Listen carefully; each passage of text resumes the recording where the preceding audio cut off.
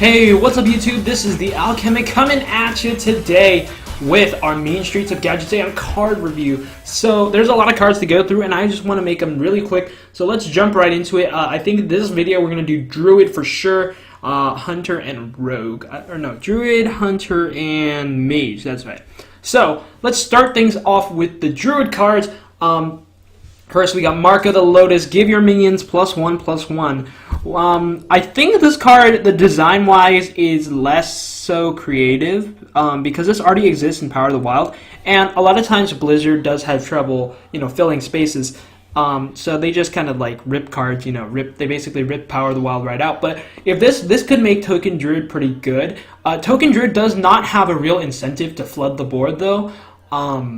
But maybe this might give it one. I'm not sure if this is quite an incentive in the same way that maybe like, hero powering on turn 2 for Shaman is to summon, thing from below, because you're rewarded by getting low-cost, efficient minions for hero powering, and hero powering doesn't cost you anything. So, now another case, Violet Teacher is not an easy card to build around, or it's less easy to build around than, Shaman's Thing from Below, because they can just put Thing from Below and then 28 other cards.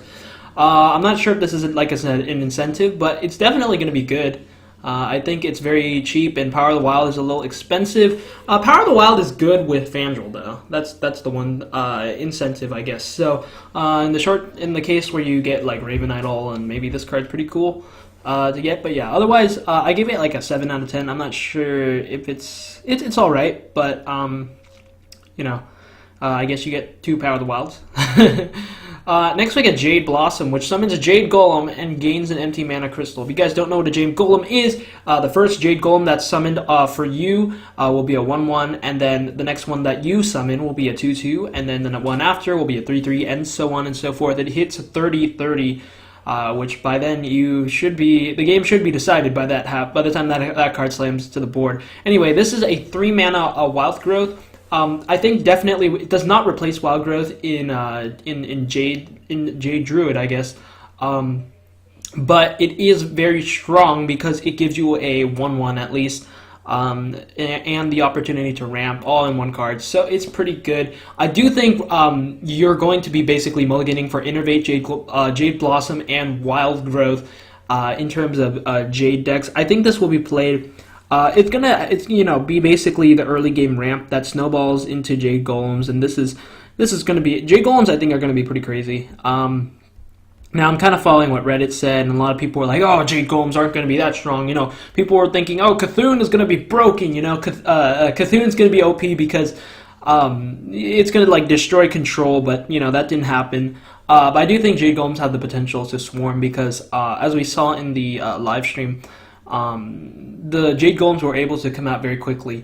And I think this is actually a bit more realistic than like, say, Khun destroying, because Cthulhu's only a single card, so, and you can't do anything much about that. So I think this card's gonna be very good. Maybe more flexible than Mark of the Lotus is, but I didn't know the card. Anyway, next card is Jade Behemoth, 6 mana, 3/6 taunt. That alone is very weak. But Battlecry summons a Jade Golem as well. I think this is a very bad card to Innervate out. If you got it, like, let's say you Wild Growth on turn 2, you Innervate this, you're getting a 3/6 and a 1/1, which is 4/7 in stats. 6 mana for 4/7 is pretty weak. But this does have taunt, so well, I guess it's almost like a Twilight Guardian plus a Jade Golem, which could be alright, but you really want to draw this once you're hitting close to 10 mana, and then maybe combo it with something else in your hand to, like, remove and put something onto the board. I think this card's alright. Might be a 1-of in Jade Golem decks. I don't think it's going to be played 2 because it's a little bit underwhelming. But once you start hitting higher numbers in Jade Golem, you definitely want to see this after you hit 10 mana, for sure. But 3/6 taunt is pretty good, so it's alright. Jade Idol, which choose one, summon a Jade Golem, or shuffle 3 copies of this card into your deck. A bunch of people were saying, well, this card is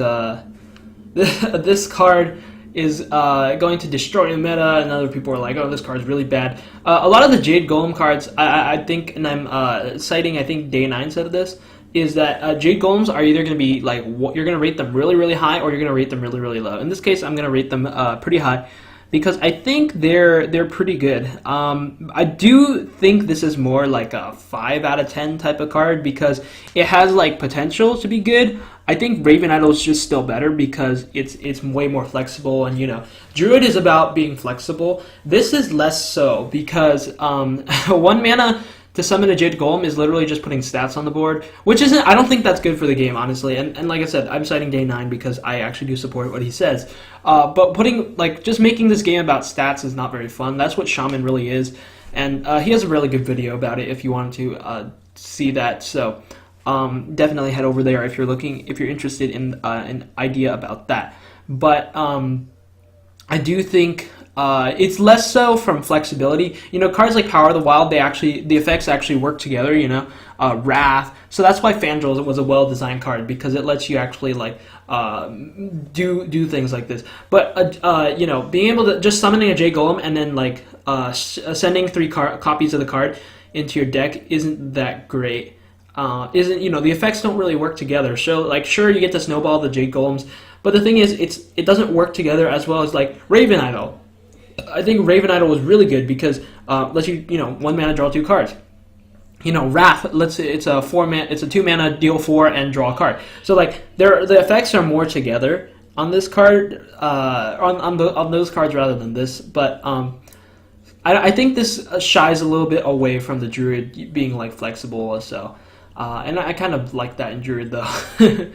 Next we got Celestial Dreamer, 3 mana, 3/3, battle cry for friendly minion, has 5 or more attack, gain +2/+2. I think this card's in the wrong class. It's not very good. 3 mana, 3/3 is very bad, and because you need at least 3 mana, 3/4 to actually be relevant. So and this needs to be in the Grimy Goons class. So not much to say about it. I just think it's not very good. The reward, 3 mana, 5/5, isn't that great either, and it's a little too conditional to see play. So this is gonna be pretty bad. I gave it a 1 out of 10. It's pretty bad. It's basically a vanilla 3/3. Filler space. Anyway, we got Verminsense, 5 mana, 4/5, battle cry, give a friendly beast +2/+2. This card's kind of cool. Interesting to think about it. I think Trump pointed out that it's a 5 mana plus 6/7. So yeah, that's not bad. I think of it more as like a Houndmaster type of card. Because the thing is, it doesn't cost 4, and come down on the board, and give it taunt and stuff. So it's very different from Houndmaster. Also, this kind of competes with Stranglethorn Tiger in the 5-drop slot. You don't really want to be playing a 5 mana Yeti. I mean, if 4 mana Yeti isn't played, then why would 5 mana Yeti be played? So I don't know, but if Houndmaster, we see Houndmaster being very strong. Maybe it's because it gives the minion taunt. I don't know. What is the characteristic about that? You can definitely let us know. But also, Druid is not really the beast class. I know they're trying to kind of push the beast Druid type of archetype, but I don't know if that's going to really work. But yeah, I gave this I would give this maybe a 5 out of 10. It has potential to be really good, but Druid isn't the beast class, so I'm not sure. This is less likely to see play, in my opinion. So, next we got Pilfered Power. Gains 1 empty mana crystal for each friendly minion. This really pushes the sort of the token Druid type of thing. But the thing is, I think Day 9 pointed out that this conflicts with what Druid's trying to do. The point of ramping is so that you can play your 1 big guy per turn. And slam face early. But the thing is, this only goes well with token Druid types decks, and by that time it's kind of irrelevant, the ramping, because once you get a bunch of really huge minion or a bunch of tiny minions on the board, right? You probably have a ton of mana anyway. I think the only way you really work this out is you have to open up with both innervates, and then you just have to living roots, innervate, Pilfered Power. So then you're at 5 mana, but that requires you to have 5 cards. So you have to be on coin as well, and then you literally need to just top deck Nourish, otherwise you're gonna die. Because committing 5 mana to get 4 hit 6 mana the following turn and just put 4/1/1s is pretty weak. Even on turn 1, honestly. You're gonna run out of steam, because Hero Power and 4/1/1s are not gonna carry you in a format with like Maelstrom Portals, so this is not that great. Next we got Lunar Visions, 5 mana, draw 2, and minions drawing cost 2 less. This is a little too situational to see play, honestly. Druid already has a pretty good, like, Nourish is just better, honestly. You know, the cost is kind of irrelevant, playing two dudes at a time. We already know that Druid's really good. It's just, like, Druid's happy slamming one thing at a time, and I think Druids are very spell-based, especially. That's why they're able to fit in Yogg-Saron and Arcane Giants, so I don't think this will see play at all. This card's not very good, actually. I would give this card I would say it's like I mean, it's a bit more playable than the previous card, than Pilfered Power. So I give it like maybe a 4 out of 10. You really need to just play this like an all minion deck, a deck that's like, which is generally super inconsistent. So like an arena type deck, but in arena, if you're doing this, then you're probably losing, because turn 5 do nothing you're gonna lose the game, honestly. So next card we got is Khun, the Forgotten King. This is a really cool card, because it's a 0 mana 7/7, basically, and I think people see it more as a 0 mana 7/7. Gain 10 armor isn't that great. Ancient Shield Bearer is already just really good. So Druid is not really the armor class. I understand they're trying to give it armor, but it's just, yeah, I think Fandral really outclasses this. Fandral's just really good. But yeah, 0 mana 7/7 is just worse than a 4 mana 7/7, but does have potential to see. We already see like 0 mana 8/8s, which are Arcane Giants being played, 0 mana 5/5 with Taunt and Shaman, right? So 0 mana 7/7 is probably fine, but if it's played on 10, not sure if it's gonna be amazing. This combo, this was another card. Choose one that really doesn't flow with the Druid like the same way as Raven Idol, Wrath. So Fandral is less relevant with this card, but hey, it's a 0 mana 7/7. We had 4 mana 7/7, so it's 0 mana 7/7s. Here we got Alley Cat. It's a 1/1, basically a hunter version of Living Roots, except you can't deal 2 damage because they already have Arcane Shot. This card's kind of relevant because it's a beast. I guess that's about it. Hunters needed more 1-drops. Hunter's the face deck, right? So I mean, putting down 2 1/1s isn't too bad. It's a lot like Living Roots in a way. It just doesn't cast a spell, so it won't proc Trick or Counter Spell, or if that's even relevant at all. But it's another 1-drop. I think Fiery Bat is still good, still better, because it has the same amount of power plus a Death Rattle, and this doesn't. I don't think this is relevant to see comboing with Bran, because just getting another 1/1 is kind of irrelevant. So yeah, this card's good though. It's actually pretty good. What else? I think it's just less flexible Living Roots, really. But it's like I said, it's still good because both cards are beasts, so you can get Houndmaster value, Kill Command value, stuff like that. So let's load those images. All right, cool. We got Smuggler's Crate. 1 mana, do nothing. But it does make the next random beast in your hand have +2/+2. We don't know how good this is going to be. The thing is, right now we know that that a lot of cards are a lot of decks just die because they don't play something on turn 1. A 1 mana 2/2, because we know Avenge was good, right? Seeker Paladin. So I think this card might be all right. What else? I'm not sure though, honestly. It is like the more play on curve class. So if you don't draw a 1-drop, if you land this on a 2-drop, I think you're pretty good. But Totem Golem's just still 10 times better, because Totem Golem is you're gonna get the 3/4 on turn 2 to run it out. Whereas this, you need to have a beast in your hand, and I guess beasts are a bit more relevant now. But a lot of like hunters beast cards are actually just spells. Like Animal Companion is super relevant, like Call of the Wild sometimes sees play, Unleash the Hound, stuff like that. So, yeah. I don't know if this is going to really see play, because 1 mana do nothing isn't that great, but at least like in the Paladin deck, your Seeker Paladin deck, you can bring this out with Mysterious Challenger. I guess that's what made it worth playing. Because in general, mid-range Paladin, before Mysterious Challenger was released, people didn't play Avenge because it was just too low a value of a card. But Seeker Paladin makes it all, come together. So, Yeah, but this card I'm not sure. Even though it's a 1 cost, 1 mana 2/2. Shaky Zip Gunner. 3 mana 3/3 Death Rattle. Give a random minion in your hand +2/2. This card's pretty good for Hunter. Because it's a 3 mana 3/3. That's kind of underwhelming, but it's like a 3 mana 5/5. This is like the better Celestial Dreamer because it actually you're pretty much going to guarantee that. Like I think Hunters are really minion based anyway, so. Yeah, this card's gonna be pretty good. But Animal Companion is just better, honestly. Eaglehorn Bow is just better. It does compete, like I said, with 3 drops, but it depends on whether or not you're playing like a 20 attack Highmane on turn 6, which is very good. It's pretty strong. 20 attack Highmane. Anyway, yeah, this it's all right, but it's on the better side, I think. Also, the fact that it's not limited to just beasts is better, so you can play it on like things that aren't beasts. Hidden Cache, a secret that after your opponent plays a minion, gives a minion in your hand +2/2. Anyway, I see this card having potential. It's a 5 out of 10. I didn't rate the other cards, but it's alright. I think you get enough from the comments.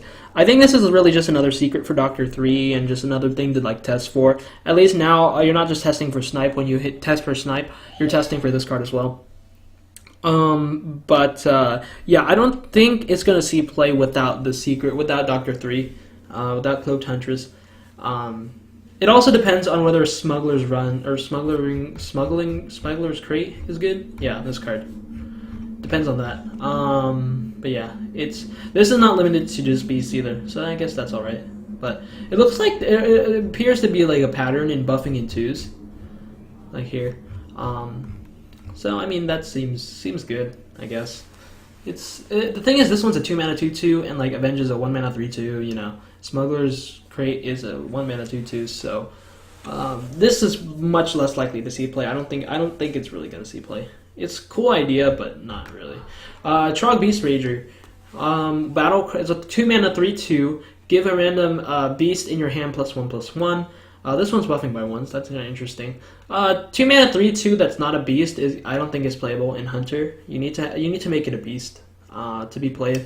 So it's a 2 mana like 4/3, which is kind of alright, but it's just not. I don't think this is gonna really see play. It's not a beast, so that's really the only reason. If it was a beast, it would be pretty crazy. I think this would be the go-to 2-drop. I think, honestly. It's definitely worth getting another attack on Highmane or whatever. Just increases the strength of your plays. Anyway, Dispatch Code. I really like this card. 4 mana 2/4. Battlecry, deal damage equal to this minion's attack. So this is like one of those type of like incentive cards I was talking about, where it rewards you for playing cards that are strong. Buffing things, so you can play like weak things in the beginning, but then this lets you like just slam it on the board on turn 4, and just kill something. Now 4 mana, I'm not sure, and it's also a pretty strong body, by the way, because if it's hitting like this is already like this is like a Keeper of the Grove, pretty much. So and if it's gonna get bigger, 4 mana 3/5 that also can kill a minion like with a Fire Elemental effect. And even seeing 4 mana 4/6, like if landing one thing, if you play this on play Shaky Zip Gunner and land the buff on this, you're gonna be in a pretty good shape because a 4 mana 4/6 and it deals 4 damage. It's pretty crazy. You get any higher than that, insane value. So this is one of those really good incentive cards. The only card this really competes with is Houndmaster. I think Houndmaster is pretty strong, but at least this year you're gonna guarantee the effect. So I think it's gonna see play in a lot of Grimy Goon Hunter decks. And this can also hit face. Smart. Yeah, it's a good card. This is an 8 out of 10 for sure. I think this will make Hunter great again. Who knows what secrets we'll discover. Maybe Brand Bronzebeard will be played. Not on turn 3, of course. Maybe turn 7, you go Brand Bronzebeard, Dispatch Kodo, Slam Face, just win the game. Anyway, we got Rat Pack, which is a 3 mana 2/2 summon and number of rats equal to this minion's attack. Another incentive for hunters to buff things. And this can be played on turn 3. Honestly, I think this card, if the rats are beasts, I'm actually not sure on that. This card can just be played in regular Hunter. You don't even need to buff this guy. Once you hit 7 or higher, it's less relevant because the number of rats. But hey, it's a sticky death rattle minion. That's kind of what Hunter needs. Especially in turn 3, man. We got plenty of 3-drops, and this is only going to help it. I think this card's going to be really good. Because you have incentive. Houndmaster also works with this card. So you can, because it doesn't have to be from your hand. So it's very strong. And this comes right before Houndmaster. How convenient. Yeah, so that's really good. Yeah, the rats are beasts, so that's actually really insane. Piranha Launcher. After your hero attacks, summon a 1/1 Piranha. This card's really bad. 5 mana deal 2 damage is really bad, and 1/1 is not good enough. Moving on. We got Piranhas, yep. And Knuckles, which is the Hunter Legendary. After this attacks a minion, it also hits the enemy hero. This is the last incentive for Hunter in particular to buff cards up. If you can land a ton of buffs on it, you're getting a pretty beefy 5 mana minion, and you can also deal damage to face. The thing is, you do have to wait a turn before you can hit face with this, hit minions, then also hit face with this, because it's not like every time this guy deals damage, it also hits the enemy hero. That would be a little bit too smork. I think this card's too slow to see in like face Hunter. Leroy's just better. And I'm not sure if Grimy Goons, what type of deck Grimy Goons want to play, because this seems a bit more like a finisher type of thing. Or, well, at least it does a lot of chip damage a lot, for sure. And trades onto the board. 3/7 is pretty good, because if you land a 2/2 buff on it, you're playing a 5 mana 5/9, which is pretty crazy. But I guess, 5 mana 3/7 is already really good, actually. Because Senjin this is like Ascension plus 2 health, right? So, I mean, this is pretty good, actually. I think it might have been the kind of underwhelming to Reddit, but I say this is doing actually pretty well, honestly. Anyway, I think this card is like more like a 5 out of 10 though, and it's just I don't know. Hunter Legendaries have generally been bad though, but I think this one might have a chance. But I'll still give it a 5 out of 10. I think it has like potential. Next, we got the Mage cards, which are Freezing Potion, 0 mana freeze an enemy. I think this was their attempt to balance the potion cards, because a lot of potion cards are pretty insane, and you'll see why in a moment. The thing is, this does trigger Ice Lance, but freezing one dude isn't good enough. Ice Lance is just really good, because it's burst.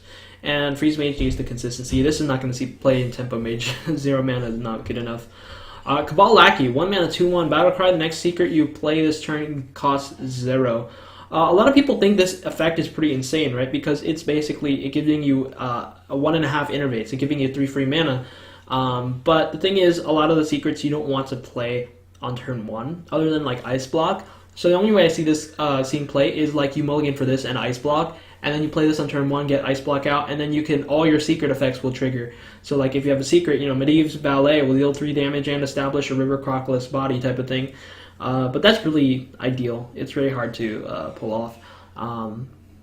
But yeah, I don't know. I don't like, what is it? The 3 mana version? Cabal? No, not Cabal. Kirin Tor Mage is already a 4/3 is statted pretty, to hit the face type of thing. And that didn't even see play. It had the same effect. I don't think this is going to see play.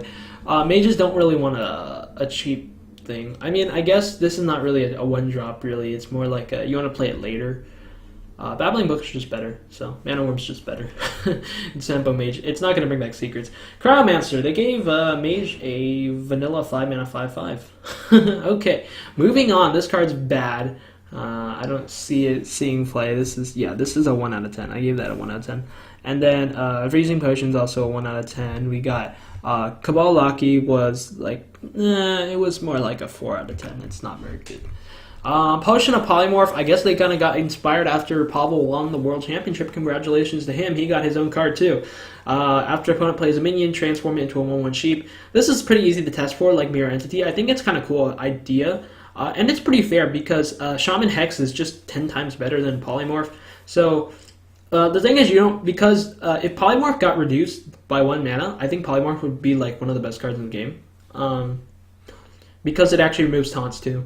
But Shaman Hex is just better, honestly.